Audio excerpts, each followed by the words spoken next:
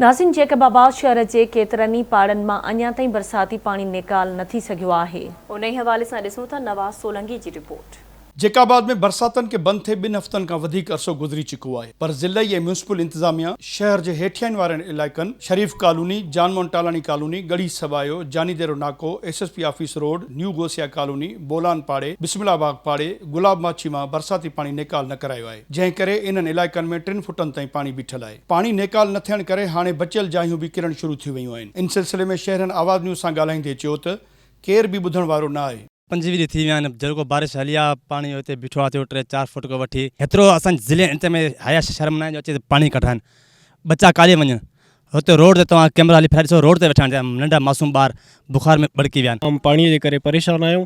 असांजे जे लाइ न को सियासी कारकुन आयो आहे, न को अहिड़ो को अमलदार आयो आहे जेको असांजी को वाहर करे सघे।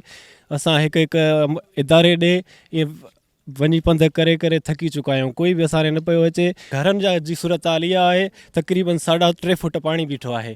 असां जेको आहे सिर्फ़ु इहो था चऊं त असांजो पाणी निकिरे तो हिते बीमारियूं फैलिजनि थियूं। उनखां बाद में जेकॾहिं को गुज़ारे थो वञे त 3-3.5 फुटनि में असां माण्हू कीअं खणी वञूं। तक़रीबन 1 महीने खां बारिशूं हलनि थियूं। असां ज़िले इंतज़ामिया म्यूनिसिपल अमले खे बि बार इतला करे चुका आहियूं त पाणी निकाल करायो, महिरबानी करे। साम्हूं तव्हां TCF स्कूल बि ॾिसी आया हो, उते बि को ध्यानु न आहे। स्कूल तक़रीबन महीनो थी वियो आहे बंदि आहे। इन वजह इहो आहे त उते ग़रीबनि जा ॿार पढ़नि था। असांजो बि वक़्तु ईंदो, वोटनि खां ईंदा इहो कंदा बि असां उहे ई वोट असां हिननि खे हिकिड़ो छा उहो बि न ॾींदासीं, न कंदासीं।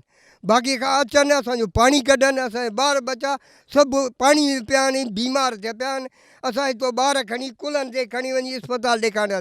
बरसाती पानी का तंग थियल शहरी चवनि था त सरकार भले राशन न ॾे पर पानी निकाल कराए ॾे। बस कुछ मुताबिक राशन टेंट असांखे कुछ न, असांखे घर बि न ठाराए ॾिननि। असां घर बि पंहिंजो पाण महिनत करे ठाराईंदासीं, सिर्फ़ु पाणी कढाए ॾिन, असां ॿचिड़ा पंहिंजा हिते अची छांव ते करूं। जैकाबाद जी ज़िले तोड़े म्यूनिसिपल इंतज़ामिया खे घुर्जे त हंगामी बुनियादनि ते शहर जे रहियल पाणनि मां बरसाती पाणी निकाल कराए त जीअं शहरी पंहिंजे घरनि में रहण जहिड़ा थियनि। कैमरामैन सिजाद सुमरो सां गॾु नवाज़ सोलंकी, आवाज़ न्यूज़, जैकाबाद।